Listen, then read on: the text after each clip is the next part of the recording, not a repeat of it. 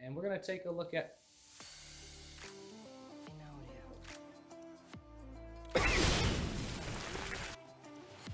Hey guys, Coach McGee here with Play at the Plate, and we are in the lab.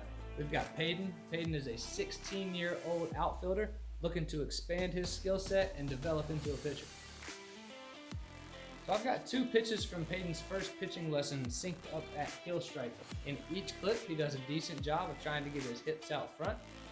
And there's going to be a few other mechanical things that we'll talk about, but particularly in yesterday's lesson, we tried to isolate hip-shoulder separation, keeping his top half counter-rotated as he progresses down the mound with his lower half. So you're going to see a difference in the two clips of hip-shoulder separation. In this top clip, you're going to see how his hips and his shoulders remain in line throughout the drive sequence of that rear hip. You can see here as he gets to heel strike, his hips and his shoulders are parallel. They're rotating on the same hinge. And we're going to try to get in the second clip, we're going to try to create that separation as his hips start to turn. We want his upper body to resist and remain counter-rotated to his lower body's advancement and the driving of that rear hip. So with Peyton, we really focused on 4 drills. The first, the wall fall drill. Alright guys, this is a really simple drill that you can do just about anywhere. This is the wall fall drill. As long as you've got a solid surface, all you're going to need to do this drill, start by coming set as close to the wall as you can. And on leg lift, what we're going to try to isolate is that rear hip and allowing it to advance first down the mound. So as close as we can to the wall. These first few reps are real easy. Just getting used to that initial feel of have a passive front leg where we're not reaching with the leg and contacting the wall first there, and we're not diving down the mound with our shoulders. We want a nice passive leg, hips first, down the mound. As you get more comfortable with that position, you can extend your stance and work to be farther away from the wall. And on leg lift, it takes a little bit more strength, a little bit more balance, a little bit more focus to allow your hips to contact that wall first. We want to avoid having our shoulder contact or our leg reach out and leave contact.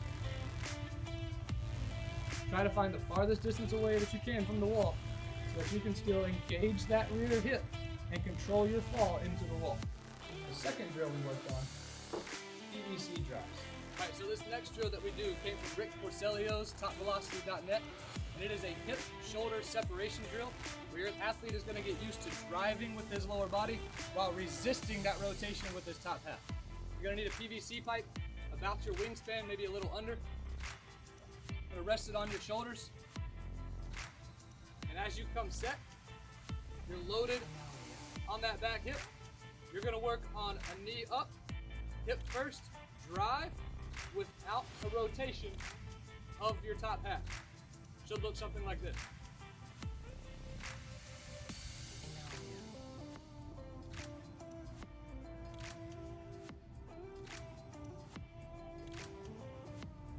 You're going to find your athletes really struggle as they drive with that back leg to not rotate in the same motion.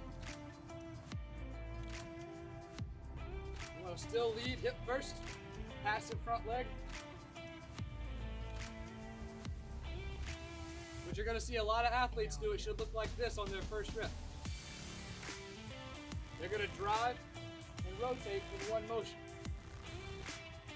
They're not used to having to resist that upward body rotation with the lower body drive. The third drill we worked on, seated leg drives. Alright guys, this is going to be a rear leg drive drill where all you're going to need is a bucket or a seat, something to sit on, and you're going to want to position that seat far enough away from the rubber so that the athlete is in an engaged power position when they're sitting down.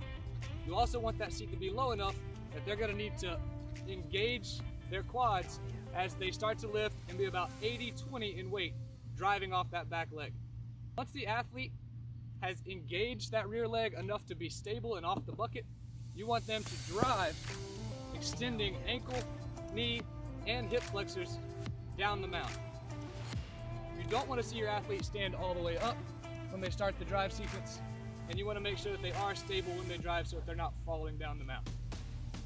So engage the back leg, counter rotate in the knee, quad is engaged, no ball in the first few reps. Working on coming up as much as you can, coming up as little as you can while engaging and driving that back hip.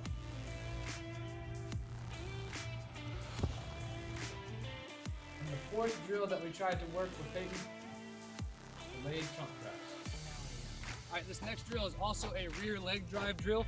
And what we're gonna work hard to do is drive that lower body while delaying our trunk.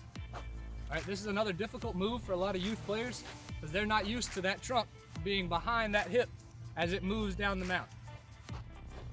So if you check out Rick Porcelio's topvelocity.net, he has a whole series on this move. I'm gonna demo 2 particular moves from his series. Both of these can be done with a medicine ball for your stronger athletes, a basketball for those intermediate, and no weight at all is fine for even those beginner or athletes that are really struggling with the moves. So the first step is gonna be getting into a deep lunge. Both our feet are pointing towards the target in this move. Once we have our deep lunge, we're gonna go arms overhead. If you have a medicine ball or a basketball, you lift it over the head. And you're gonna walk back, loading that back hip, trying to generate rotational force in the back hip, trying to generate as much force in the back hip as you can, to the point where if I lift that front foot, I've engaged the hip, and I want to start moving down the mound. Arms overhead, you're gonna lift the front foot, be very passive, don't reach with the foot, and allow that rear leg, rear knee, hip, and ankle flexors to drive us forward, delaying our trunk. You're gonna notice a lot of the times, the first time the player does this, they're gonna move in almost a jumping mechanism. Their chest and their knee are gonna move as one, as opposed to being able to allow those hips to advance and delay the trunk. Deep lunge, overhead, walk it back, feel the weight. Drive and lay back. Transition this into having that back foot parallel to the rubber into more of a rotated, engaged hip.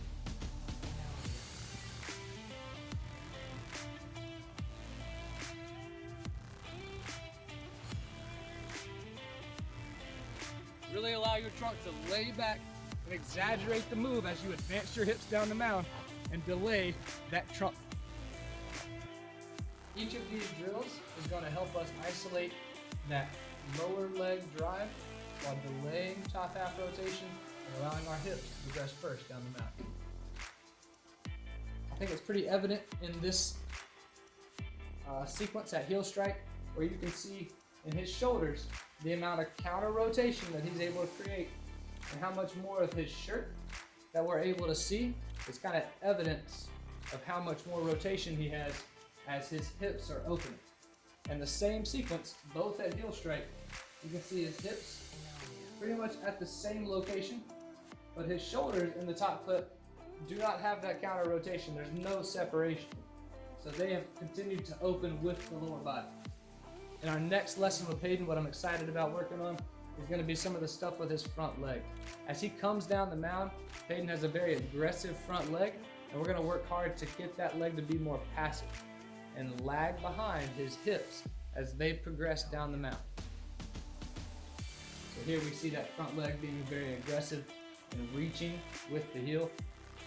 We're going to try to almost invert that leg and keep that heel inside his frame as long as possible until he's able to drive that back hip. With only 5 years of playing experience and after his first lesson, Peyton was able to make big mechanical changes in a short period of time, and I believe that bodes well as he continues to develop into a pitcher. So I'm Coach McGee with Play at the Plate. Thanks for watching.